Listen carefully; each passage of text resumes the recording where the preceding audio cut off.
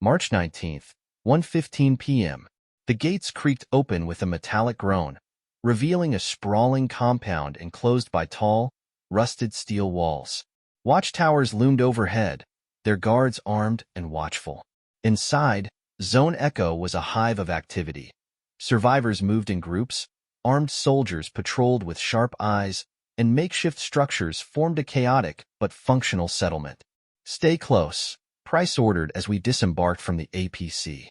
Her voice carried an edge of caution. "We don't know what we're walking into." I stepped onto the cracked pavement, my legs stiff from the hours of tension and motion. The air inside the compound was thick with the scent of burning trash and diesel fuel. It wasn't welcoming, but it was secure. For now. A man approached us, flanked by two guards. He wore a tattered military uniform, the patches faded but still legible. His hard eyes scanned our group before settling on Price. "Captain Price," he said, his voice gravelly. "I'm Commander Hayes. Welcome to Zone Echo. You've got intel and a wounded man, I hear?" Price nodded. "The man needs medical attention immediately. And the intel, it's about the infected." Hayes gestured to one of his guards. "Take the injured to the infirmary. The rest of you, come with me." Dr. Green hesitated. "I should stay with him. He's unstable." Hayes' expression softened slightly. "You can check in on him once he's stabilized. For now, you'll want to be part of this discussion. If your intel is as critical as Price claims, we're all going to need to hear it." Reluctantly, Green nodded, and we followed Hayes through the maze of buildings. The compound was alive with tension. Survivors whispered in hushed tones, soldiers moved with purpose, and the distant cries of children added an unsettling contrast. Every so often, I caught glimpses of weary faces behind the windows of makeshift barracks. It was clear these people had been through hell and were bracing for more. 1:30 p.m. Hayes led us into a large structure that had once been a warehouse. Inside, a crude command center had been set up with maps, radios, and monitors displaying grainy footage of the surrounding area. A group of officers stood around a table, their conversation halting as we entered. "This is Captain Price," Hayes announced. "She and her group claim to have intel on the infected. Captain, the floor is yours." Price stepped forward, her posture rigid. "The infected are evolving. They're coordinating, adapting to our tactics. We've seen it firsthand. They're no longer just mindless monsters. If we don't act fast, they'll outpace us." The officers exchanged uneasy glances. One of them, a woman with sharp features and a stern expression, spoke up. "And what do you propose we do about it? We're barely holding this place together as it is." Dr. Green stepped forward, her voice calm but insistent. "We need to study them, understand how they're changing. If we can find their weaknesses, we can develop strategies to counter them." "And who's going to risk their lives for your research?" the woman shot back. "We will," Price said firmly. "If it means finding a way to survive, we'll do whatever it takes." The room fell silent, the weight of her words sinking in. Hayes finally spoke. "We'll give you what resources we can spare, but you'll need to prove this intel is actionable. If it's not, we're wasting time we don't have." "Understood," Price said. As we left the command center, the officers resumed their tense discussions, but their glances followed us out the door. 2 p.m. We were shown to a small barracks where we could rest and regroup. The room was cramped, with rusted bunks and little else, but it was a reprieve from the chaos outside. The faint sounds of shouting and hammering filtered through the thin walls, a constant reminder that Zone Echo was fighting just to stay alive. "So what now?" Tucker asked, dropping onto one of the bunks with a heavy sigh.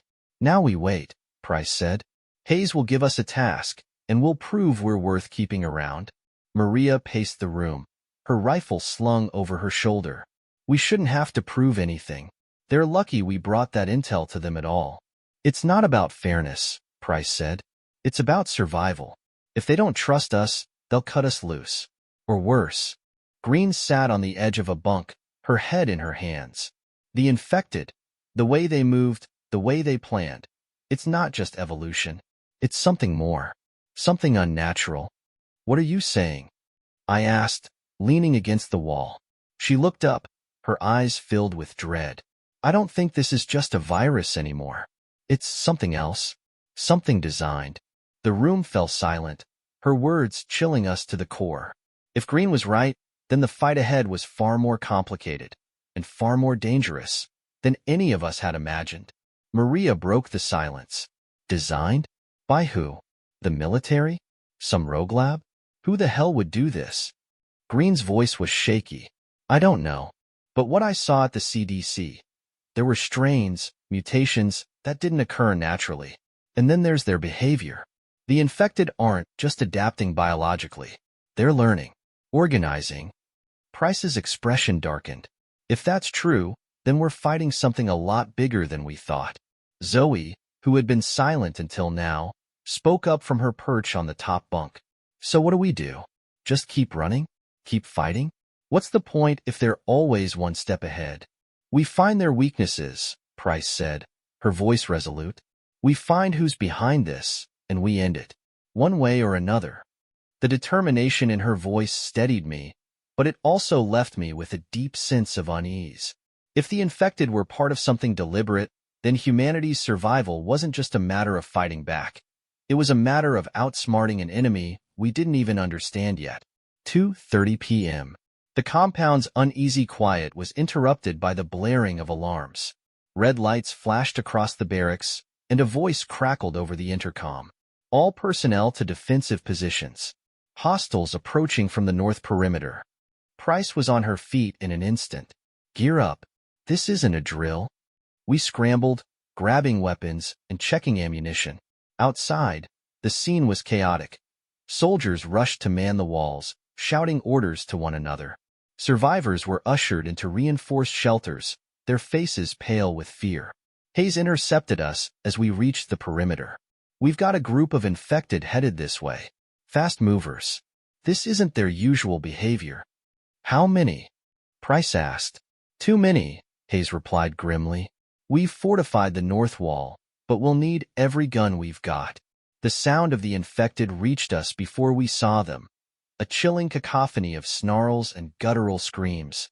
And then they appeared, pouring out of the tree line like a living wave. They moved with terrifying speed, their bodies contorting unnaturally as they closed the distance. Open fire, Hayes shouted. The wall erupted in gunfire. I took position beside Tucker, my Halligan tool in one hand and a rifle in the other.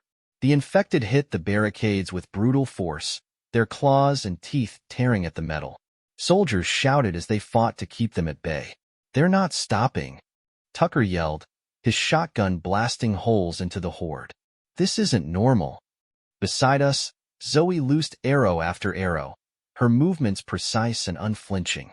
Maria's rifle barked, each shot finding its mark. Despite our efforts, the infected kept coming, their sheer numbers threatening to overwhelm us. Fall back to the second line, Hayes ordered. We retreated, regrouping behind a secondary barricade. Dr. Green appeared beside us, her face pale but determined. They're targeting weak points in the wall, she said. It's deliberate. Price's expression hardened. Then we need to change the game. How? I asked, firing into the mass of infected. We take out their leaders, Price said. Cut off the head, and the body falls. Her plan was risky, but it was the only chance we had. As the infected pressed closer, we prepared to execute a desperate counterattack, one that would determine whether Zone Echo could hold its ground or become another tragic memory. 2:45 p.m. Price's eyes burned with fierce determination as she scanned the battlefield. Ash, Tucker, you're with me. Maria, Zoe, hold the second line. Green, stay out of sight and be ready to move. Move where? Green asked, her voice tight. Anywhere but here if this fails, Price snapped, leaving no room for argument. We pushed forward, slipping past the second barricade and deeper into the chaos.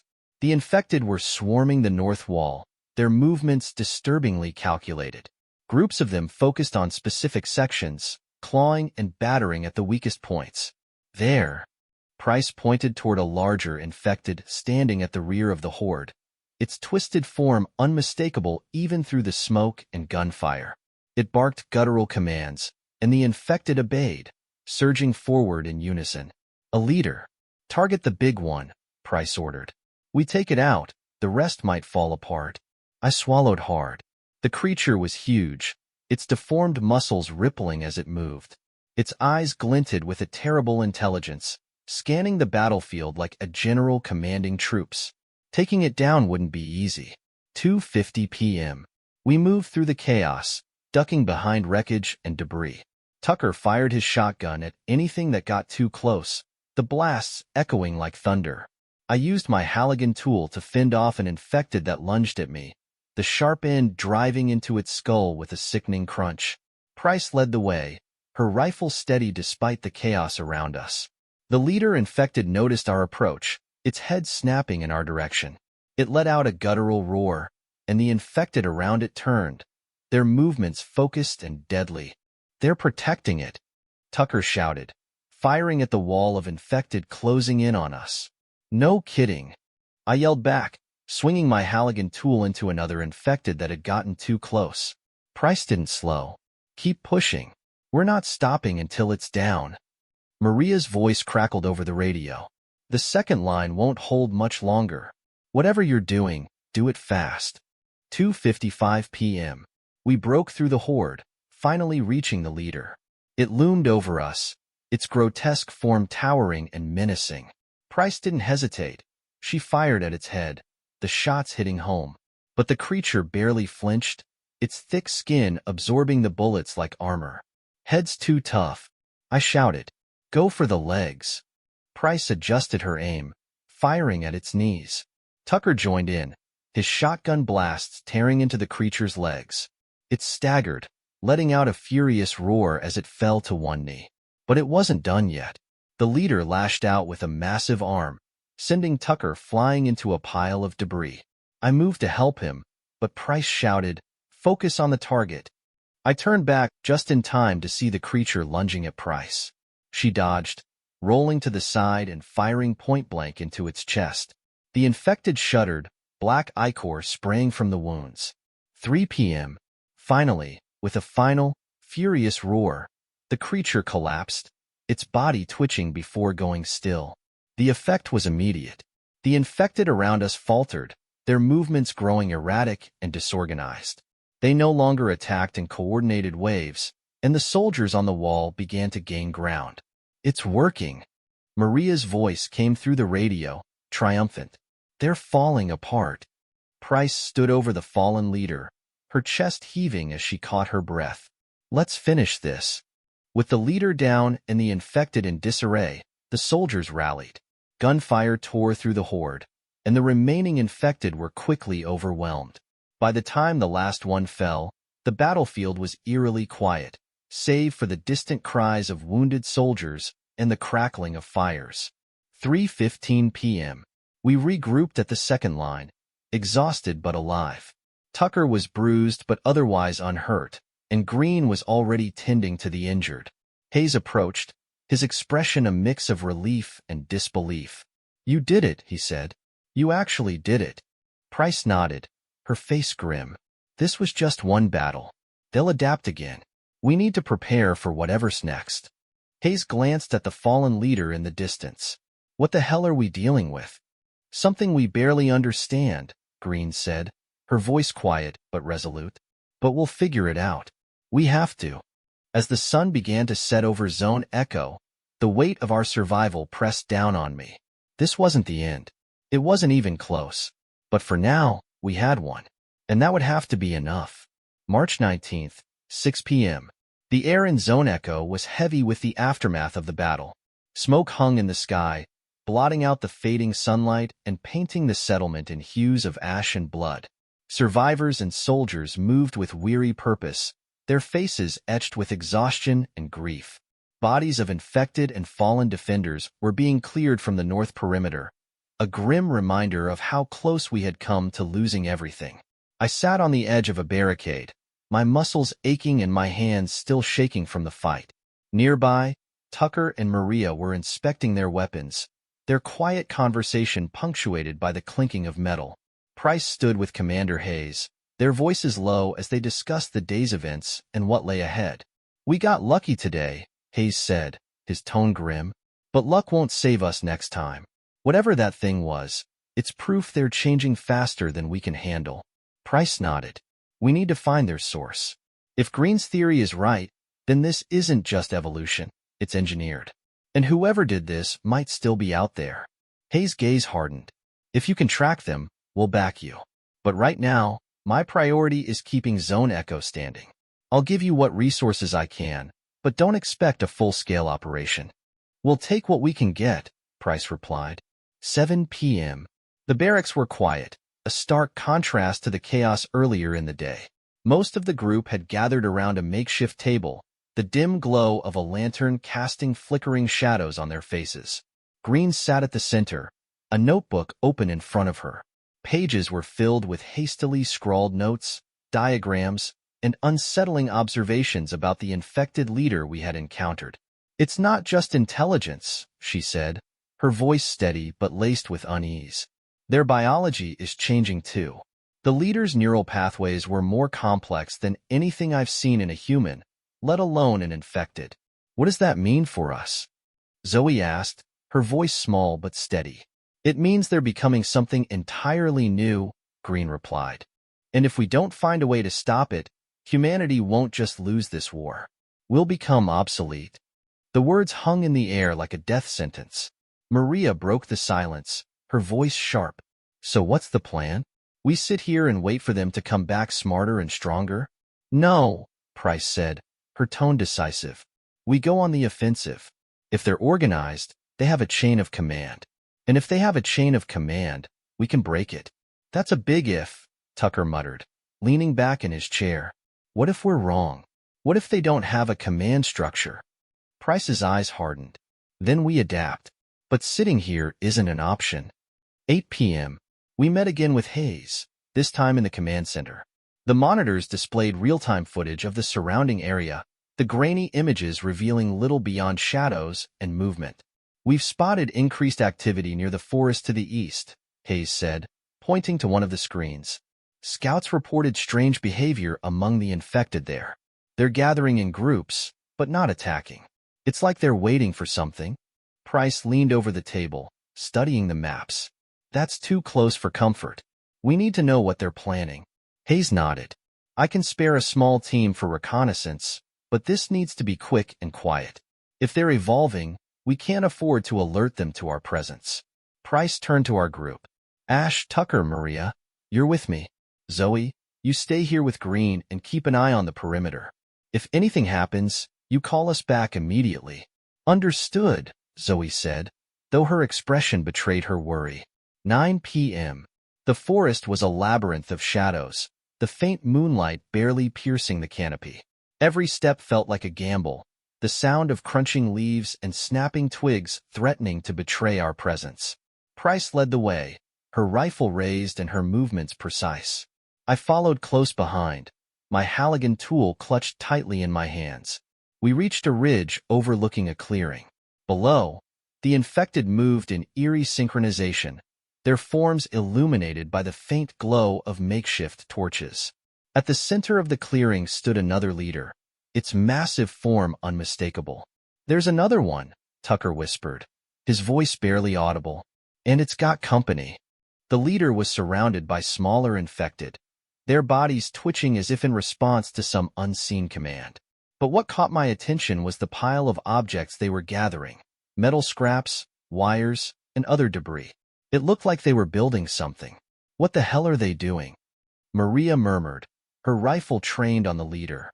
Price didn't answer. Her eyes were fixed on the scene below, her mind clearly racing. Finally, she spoke. We need to get closer. Ash, you're with me. Tucker, Maria, cover us from here. 9:30 p.m. We crept down the ridge, the leader's guttural commands growing louder as we approached.